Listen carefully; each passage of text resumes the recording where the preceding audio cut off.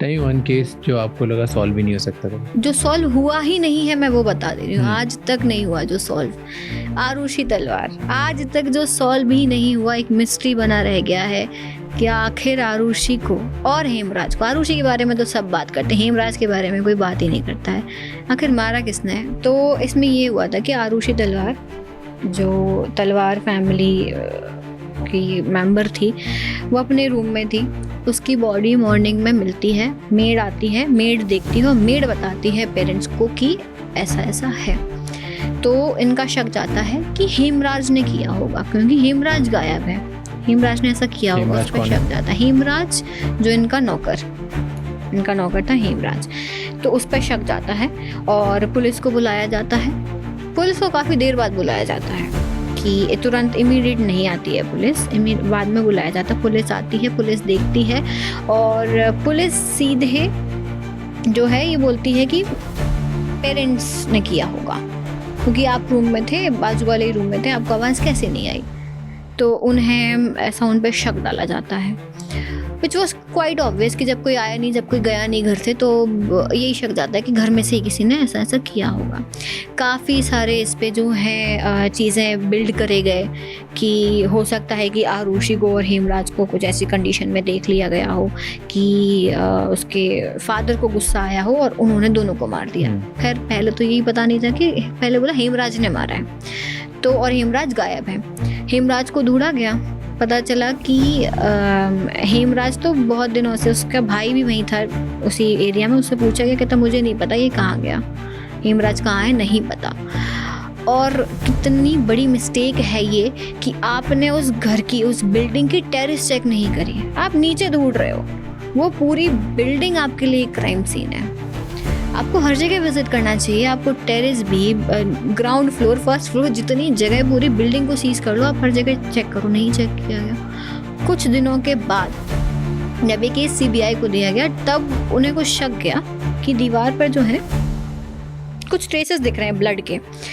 ऊपर गए छत पर, जब टेरेस पर गए, हैंडल पर भी थे निशान, साथ ही में घर, वो जो दीवार थी छत की, उस पर हैंड प्रिंट था, पर बारिश होने की वजह से और ओपन एरिया होने की वजह से वो हैंड प्रिंट डिस्ट्रॉय हो गया, नहीं तो उस हैंड प्रिंट से फिंगरप्रिंट निकल आते। और ये बहुत ही इम्पॉर्टेंट एविडेंस होता जिससे आपको पता लग जाता कि यहाँ पे किस पर्सन की प्रेजेंस थी।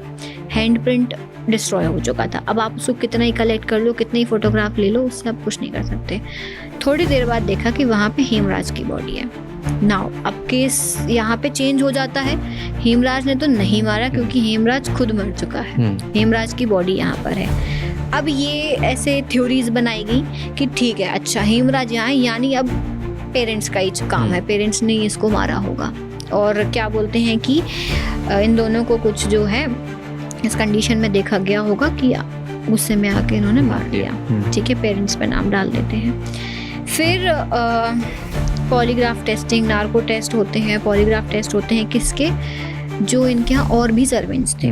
हेमराज वॉज दी वन, साथ में इनके और भी सर्वेंट्स थे, इनकी टेस्टिंग होती है। अब कई अलग अलग तरीके के स्टेटमेंट्स निकल के आते हैं, what is true, what is not true, we still don't know उन टेस्ट में क्या निकल के आता है, बहुत क्लियर तरीके से नहीं पब्लिक हुआ है ये चीज़ें।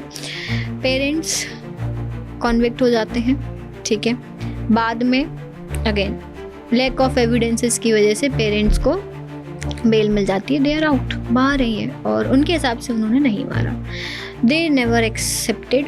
और ठीक है, what ever the truth is, क्योंकि जब एविडेंस ही नहीं है तो आप किस बेसिस पे किसी को बोल सकते हो। एग्जैक्टली, मे बी नहीं मारा उन्होंने, मे बी नहीं मारा, मे बी मारा, वी डोंट नो, वो तो एविडेंस बताएगा।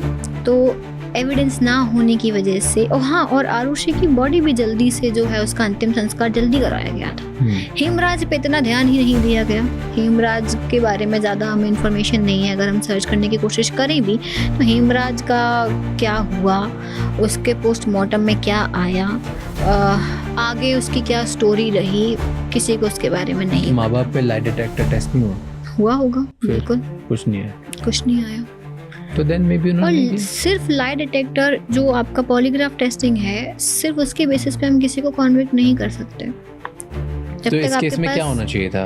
इस केस में क्या हाँ गलती करी? आपने बोला कि अगर पुलिस नेग्लिजेंस था तो उन्होंने कहाँ गलती करी? सबसे पहला क्राइम सीन प्रोटेक्शन में गलती हुई। एक पुलिस वाला नहीं, पता नहीं कितने मल्टीपल लोग एंटर करे उस क्राइम सीन पर। मीडिया एंटर कर गई, पुलिस के लोग एंटर कर रहे, जनरल पब्लिक भी वहाँ पे एंटर कर गई। Fingerprints, footprints, blood spots, hair fibres सब डिस्ट्रॉय कर दिया आपने। क्या रह गया आप कलेक्ट करने? कुछ भी नहीं। अगर आप प्रॉपरली उस एरिया को सीज कर देते, नो एंट्री, कोई नहीं आएगा, सिर्फ फॉरेंसिक एक्सपर्ट आके कलेक्ट करेंगे, तो वो बहुत इजी हो जाता, आपको फिजिकल एविडेंसेस मिलते और वो इजी हो जाता सॉल्व करना। फिजिकल एविडेंसेस नहीं मिले, जिसकी वजह से वो केस आज तक एक मिस्ट्री ही बना हुआ है कि आखिर मारा किसने है।